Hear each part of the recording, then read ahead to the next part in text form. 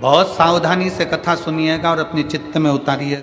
शिव महापुराण की कथा जिसके घर में चल रही है, जिसके टीवियों पर चल रही है, जिसके फेसबुक यूट्यूब पर चल रही है, जिसके मोबाइलों में चल रही है, घर में भले 5 मिनट शिव महापुराण की कथा चले, पर प्रतिदिन अपने मोबाइल को चालू कर 5 मिनट शिव पुराण चालू कर छोड़ दिया। घर में टीवियों पर अगर कथा आए तो भले सुनो चाहे नहीं सुनो, 5-10 मिनट उस टीवी को चालू कर छोड़ा करो, जिससे वो शिव महापुराण के शब्द हमारे घर के वातावरण को शुद्ध करें।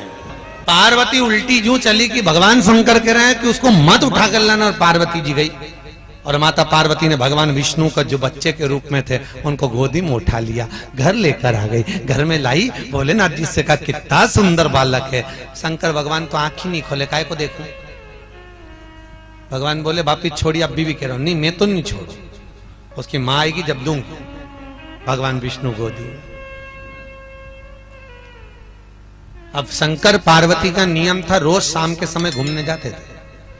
33 कौटी देवताओं में केवल एक देव अधिदेव महादेव कैसे हैं जो प्रतिदिन अपनी पत्नी के साथ घूमने के लिए जाते हैं, प्रतिदिन। अच्छा, इनको देख के लक्ष्मी बहुत कुड़ती थी अंदर से। लक्ष्मी हमेशा भगवान विष्णु उसके देख लो वो चल दिए घूमने, उनको देखो रोज की रोज घूमने जाए और तुम मुझे कहीं नहीं लेके जाओ। कभी कभी तुमसे भी बोलती होगी, देख ले। तो एक बार भगवान विष्णु ने लक्ष्मी जी से कहा चल तुझे मैं भी तेरे घुमाने ले चलूं, चल अब भी चल। लक्ष्मी जी तैयार होने गई, आते आते बैकुंठ की 24 खिड़कियां बंद करी, 8 दरवाजे बंद करे, शाम हो गई। आते सी बोली अब तो अंधेरा हो गया। भगवान बोले अब तू बता क्या करना, तो क्या कल चलेंगे। तो लक्ष्मी जी ने भगवान शंकर विष्णु से पूछा ये बताओ, शंकर भगवान पार्वती जी से यूं कहते कि चल, और पार्वती उठ के चल दी थी, ना ताला लगाती, ना चाबी लगाती, ना कुछ देखती, ना भालती, ना खिड़की बंद करे, ना दरवाजा बंद करे, और उठ के चल दे। तो भगवान विष्णु बोले ताला चाबी वहां लगाई जाए जिसके यहाँ हो, क्या हो, तो कहीं भी तो नहीं है, तो कहीं लगा। तो क्या शंकर जी क्या कुछ नहीं है। भगवान विष्णु बोले थोड़ा बहुत सामान होगा, तो थोड़ा बहुत होगा तो कोई का चुरा के ले जाए तो भगवान विष्णु बोले उनके यहाँ चौकीदार छोड़ के जाए ना, तो उनके यहाँ इतना पैसा है कि चौकीदार नहीं, चौकीदार पैसे वाला नहीं है, वो तो गले में से उतार के बब्बा को रख के चले जाए। किसी के बाप में दम हो तो घुस के बता, कौन जाए उनके घर में, घुसे तो घुसे कौन, या तो बब्बा अंदर या तुम अंदर, दो में से। अब माता पार्वती को शंकर भगवान लेकर जाने लगे। पार्वती ने पूछा इसका क्या करें प्रभु। भगवान ने कहा छोड़ दे अंदर। अंदर छोड़ दिया, दरवाजा लगा दिया, कुंडी लगाकर माता पार्वती शंकर जी के साथ भ्रमण पर गई। वापिस लौटकर माता पार्वती जब आई, दरवाजा खोलने लगी, दरवाजा नहीं खुले, खूब धकाया, दरवाजा नहीं खुले, खूब हवाई लगे, दरवाजा नहीं खुले। तब माता पार्वती को क्रोध आया, भोलेनाथ जी से कहा प्रभु अंदर कोई जरूर है। शंकर भगवान बोले कौन है अंदर, दरवाजा खोलो, नहीं खुले। पार्वती ने कहा दरवाजा खोल दे नहीं तो श्राप दे दूंगी। इतने में भगवान विष्णु और लक्ष्मी दरवाजे से बाहर निकले, निकल कर बोले हे भोलेनाथ, ये घर बद्रिकाश्रम हमको अच्छा लग रहा है, दे दीजिए। माता पार्वती आंख में आंसू भर गई, जिंदगी में एक ही तो मकान था वो भी तुमने ले लिया। भगवान बोले दे दे पार्वती, दे दे, अपना क्या जाए, अपन कहां रहेंगे। भगवान ने कहा कहीं नहीं, केदारनाथ पे रहेंगे, बद्रीनाथ इनको दे दे, दे दे। भगवान विष्णु ने लक्ष्मी से कहा लक्ष्मी तूने इस घर से शंकर और पार्वती को बाहर निकाला है, इस घर में मैं तेरे साथ अंदर कक्ष में कभी नहीं बैठूंगा, तू बाहर बैठेगी, मैं अंदर बैठूंगा। आज भी बद्रीनाथ में नारायण अंदर है, लक्ष्मी बाहर है, लक्ष्मी बाहर। शिवजी जाने लगे। भगवान विष्णु ने कहा भोलेनाथ मेरे बद्रिकाश्रम के मंदिर में जो आएगा चने की दाल लेकर आएगा, जो चने की दाल लेकर आएगा और मेरे मंदिर में आकर ओम नमः शिवाय बोलकर अपनी मनोकामना कर कर मुझ नारायण को चढ़ाएगा, उसकी मनोकामना 3 महीने में मैं पूरी कर दूंगा, मात्र 3 महीने। आज भी नियम है, बद्रीनारायण में क्या चढ़ती है, बोलो जम के क्या चढ़ती है, चने की दाल। और क्यों चढ़ती है, कामना, चने की दाल समर्पित। मत। महाराज शास्त्र कह रहा है, शास्त्र वर्णन कर रहा है।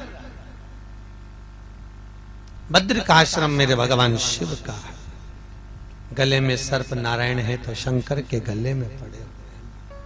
ऐसी कोई जगह ही नहीं जहां शिव ना हो। भगवान शिव जैसा कौन है जो दयालु है, कृपालु है, दया का सागर है महाराज। हर जगह सर्वस्वता का निवास करने वाला है, सर्वस्वता। महाराज चले, देवराज के प्राण छूट गए, शिव के धाम को चले गए। एक बिंदुक नाम का ब्राह्मण, वेदव्यास जी लिखते हैं, जिसकी धर्म पत्नी का नाम है चंचुला देवी। क्या नाम? चंचुला देवी। बिंदुक और चंचुला।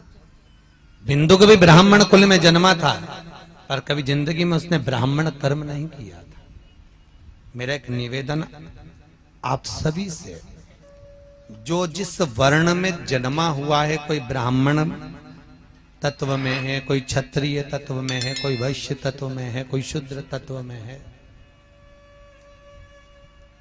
भगवान ने आपको यदि जन्म दिया है तो शिव महापुराण की कथा कहती है, अपने वर्ण के अनुसार एक बार जिंदगी में एक कर्म जरूर करो। भगवत कितना सुंदर चरित्र है रामचरितमानस का, आप लोगों ने पढ़ा होगा। शिव रामचरितमानस का बहुत सुंदर चरित्र है महाराज।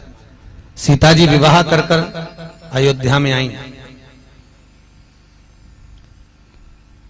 9 रात्रि तक माता सीता ने अयोध्या का पानी नहीं पिया। 9 रात्रि तक माता सीता ने अयोध्या का भोजन नहीं करा। 9 रात्रि। और जब माता सीता ने अयोध्या का भोजन नहीं करा, पानी नहीं पिया, तब माता कौशल्या ने पूछा, बहुरानी तो अयोध्या का पानी क्यों नहीं पीती, तो भोजन क्यों नहीं करती? सीता जी कहती है, मां मेरा मन नहीं करता। सुमित्रा जी ने आकर पूछा, ए बहू तो अयोध्या का पानी क्यों नहीं पीती, भोजन क्यों नहीं करती? नहीं मां, बस वैसे। एक दिन केकई आ गई, केकई ने आकर पूछा, बहू तो अयोध्या का पानी क्यों नहीं पीती, भोजन क्यों नहीं करती? तब माता सीता ने कहा, मां मेरे पिता जनक जी कहते थे, जिस घर में भांजे की हत्या हुई हो, उस घर का ना तो पानी पिया जाता है, ना भोजन किया जाता है। बहू वाणी को विराम दे, कैसे शब्द बोल रही है तू? सीता जी बोलती हैं, मैं बिल्कुल सत्य कर रही हूं। वाणी को विराम दे बहू, ये संबोधन ठीक नहीं है। आज तक हमारी अयोध्या में किसी ने किसी को नहीं मारा, और तू कह रही कि जिस घर में भांजे की हत्या हुई है उस घर का पानी नहीं पिया जाता। अग्नि की बात पूरी अयोध्या में फैल गई। दशरथ जी के कानों में शब्द गया कि मेरी बहू ने भांजे की हत्या का दोष लगाया है। पूछा, दशरथ जी के कानों में शब्द गया। दशरथ जी को वो चरित्र याद आ गया कि मेरी बहू सीता झूठ नहीं बोल रही है। दशरथ जी को वो चरित्र याद आ गया कि जा पहुंचा सरयू तीर, भरन को नीर, विपत्ति का मारा, जल भरने गया बेचारा। श्रवण पानी को आया था, वो जल में तुम भी डुबोया था। अरे धोखे से मारा बाण, कलेजा फाड़ा, जल भरने गया बेचारा। तब श्रवण कुमार ने कहा था, दशरथ जी जब बोले थे, मैंने तो हिरना जाना था, नहीं श्रवण को पहचाना था।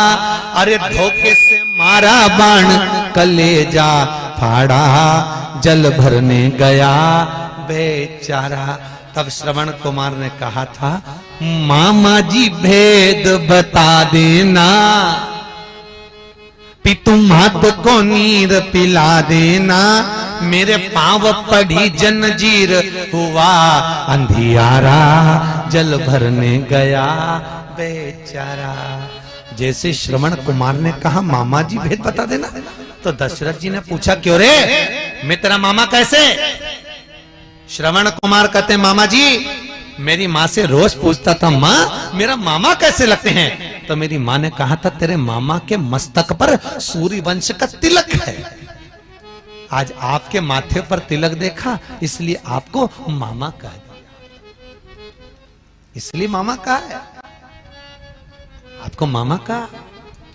ये कंपनी का ट्रेडमार्क है तिलक, कि तुम कौन सी ब्रांड के हो, इससे ब्रांड का ठिकाना पड़ता है। त्रिपुंड लगा है तो शंकर वाला, यू मार्क का लगा है तो नारायण वाला, बिंदी लगी है तो देवी जी वाला, काला बिंदी लगी है तो निम्बार्क वाला। पहचान में आता है कि कौन सी कंपनी का है। और होना चाहिए मस्तक पर तिलक, बहुत काम आता है साहब। आजकल मृत्यु का कोई ठिकाना नहीं, कब प्राण छूट जाए। मौत का क्या भरोसा, अटैक आ जाए, शुगर बढ़ जाए, एक्सीडेंट हो जाए, मालूम पड़े कहीं गिर गए पड़ गए चले जाए, मृत्यु का किसका ठिकाना। तो मरते समय राम नहीं निकला कृष्ण नहीं निकला मत निकलने दो। अगर मस्तक पर तिलक होगा तो यम के दूत बंदी बनाने आएंगे और माथे पर तिलक लगा हुआ देखेंगे तो पहचान जाएंगे ये अपनी कंपनी का माल नहीं, ये तो भगवान की कंपनी का माल है, तो भगवान के धाम ही जाएगा, ये अपनी कंपनी का नहीं। और जिसके माथे पर तिलक नहीं होता तो उसको नरक में ले जाके पटक दिया जाता है। होता है जो माल कंपनी नहीं लेती वो कबाड़े वाले लेते। अरे बोलो सही है कि गलत है? जो कंपनी लेगी वो कबाड़े वाले लेंगे, हर माल 2 रुपया ले जाके पटक देंगे। कंपनी का माल। श्रवण कुमार करे मैंने आपको मामा इसलिए कहा क्योंकि आपके मस्तक पर तिलक है। मेरे माता पिता को नीर पिलाना दशरथ जी लेकर गए। जो दशरथ जी ने देखा श्रवण के माँ बाप को, आंख में आंसू भर गए। ये श्रवण के माता पिता नहीं थे, दशरथ जी की एक ही बहन थी जिसका नाम सुहांगी था। क्या नाम था? सुहांगी, जो शांतिन मुनि के साथ बिहाई थी। और यहां श्रवण कुमार के जो माता पिता थे वो सुहांगी और शांतिन मुनि थे। दशरथ जी की आंख में आंसू भर गया, मेरे हाथ से मेरा भांजा मर गया। और मेरी बहू झूठ नहीं बोल रही, भांजे की हत्या दोष लग गया है। तो दशरथ जी ने पूछा सीता जी से हम क्या करें कि भांजे की हत्या का दोष मिट जाए और पानी पी ले, तू भोजन कर ले। गुरुजी से पूछा, गुरुजी ने कहा एक काम करो, भांजे की हत्या के दोष को मिटाना है तो 1000 ब्राह्मण को एक जगह पर बिठाकर भोजन करा, दक्षिणा देकर विदा कर दो, भांजे की हत्या का दोष मिट जाएगा। करा दे? सीता जी ने कहा मेरे पिताजी ने ये नहीं बताया। तो तुम्हारे पिताजी ने क्या बताया? कई कई बहुएं होती हैं जो मायके के मेथड से चलती हैं। सास उनको कितना ही बताए कि तिल्ली का लड्डू ऐसे बना, हलवा ऐसे बना, सास की नहीं सुने। जो माँ ने सिखा के भेजा है वो तो वैसी बनाई नहीं बनी। तुम्हारे पिताजी ने क्या बताया?